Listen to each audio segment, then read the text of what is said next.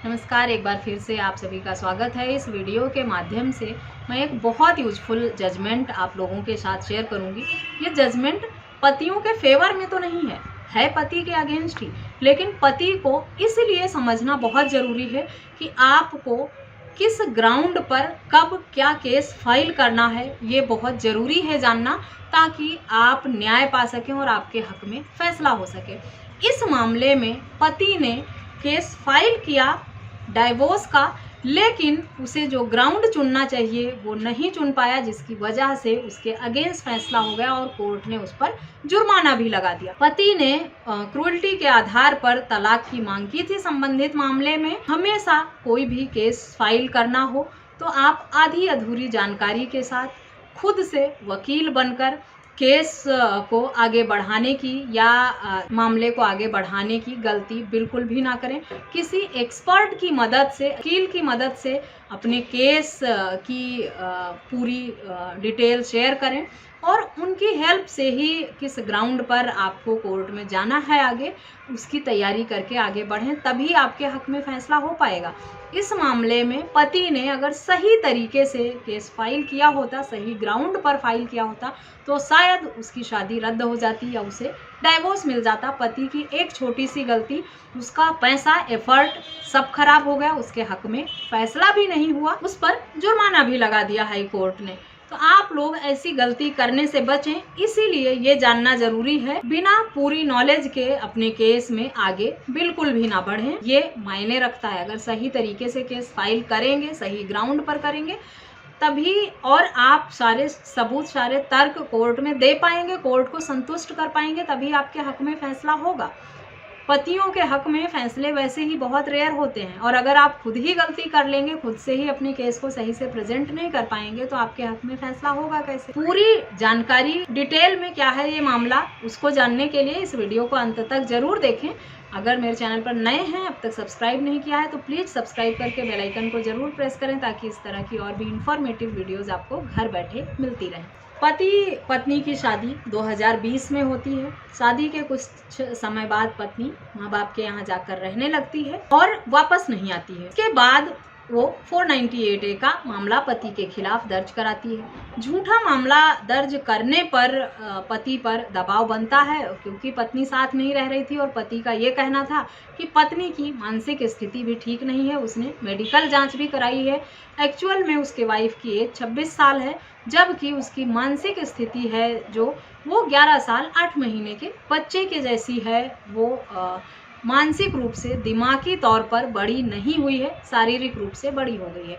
पत्नी professionally teacher थी, उसने सिंगिंग में और कई सारे डिप्लोमा ले रखे थे और उसने एग्ज़ाम भी पास किए थे। ये पत्नी का तर्क था इस मामले में, जो ये साबित करता था कि उसकी मानसिक स्थिति ठीक नहीं है। पति ने ओपीडी की एक रिपोर्ट सबमिट की हॉस्पिटल की। उसमें ये कहा गया कि इस रिपोर्ट में ये कहा गया है कि पत्नी का जो मानसिक स्तर है वो 11 साल 8 महीने के बच्चे की तरह है।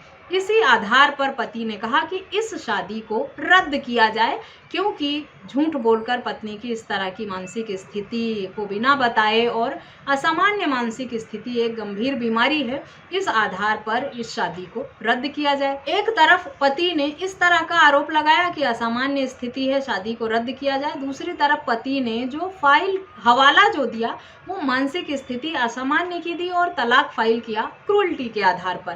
कोर्ट ने सारे तर्कों को देखा, समझा और पति की एप्लीकेशन सिर्फ इसलिए खारिज कर दिया, उसके हक में फैसला नहीं हुआ, कि पति ने इस मामले में पत्नी की मानसिक स्थिति खराब होने के आधार पर तलाक की मांग नहीं की है, क्रूरता के आधार पर तलाक फाइल किया है, और बाद में उसने हवाला जो तर्क दिया है वो ये दिया है कि पत्नी की मानसिक स्थिति ठीक नहीं है, इसलिए उसे तलाक चाहिए। तो मानसिक स्थिति असामान्य होने की वजह से अगर पति ने तलाक फाइल किया होता, सही तर्क दिए होते, सही ग्राउंड बनाए होते, तो उसके हक में फैसला जरूर हो जाता। पति ने क्रूरता के आधार पर तलाक फाइल किया, हवाला दिया, इस तरह के सबूत, जबकि पत्नी ने ये साबित कर दिया कि उसकी मानसिक स्थिति सामान्य है, क्योंकि उसने कई सारे टेक्निकल एग्ज़ाम भी पास किए थे, प्रोफेशनली टीचर थी, वो सिंगर थी, डांसर थी, जो ये साबित करते थे कि पत्नी की मानसिक स्थिति सामान्य है। पति ने जिस तरह से तर्क दिए कोर्ट में, उससे कोर्ट संतुष्ट नहीं हुआ, इस वजह से उसके हक में फैसला नहीं हो पाया। तो इन सब बातों को आप समझें, पढ़ें, इस तरह के जो भी जजमेंट आते हैं, और बहुत सोच समझ कर ही जल्दबाजी में फैसला लेकर कोर्ट में तलाक लेने या ग्राउंड लेकर आप आगे ना बढ़ जाएं। बहुत ध्यान रख कर, सोच समझ कर, एक्सपर्ट की राय लेकर ही अपने मामले की पैरवी कराएं और सुनवाई करवाएं अपने केस की, ताकि आपके हक में फैसला भी हो। अदरवाइज आपका पैसा और एफर्ट जो है वो वेस्ट ही जाएगा। और कोर्ट अगर लगेगा, और अगर कोर्ट को लगेगा कि आपने गलत तरीके से इस तरह से पत्नी के दिमागी हालत ख़राब करने के झूठे तर्क या सबूत दिए हैं और कोर्ट का समय बर्बाद किया है, तो कोर्ट को पावर है, वो आप पर जुर्माना भी लगा देगी और आपके हक में फैसला भी नहीं होगा। आपको कई तरह के नुकसान होंगे, पैसा गया, एफर्ट इतने खराब हुए, आप पर जुर्माना भी लगा और आपके हक में फैसला भी नहीं हुआ।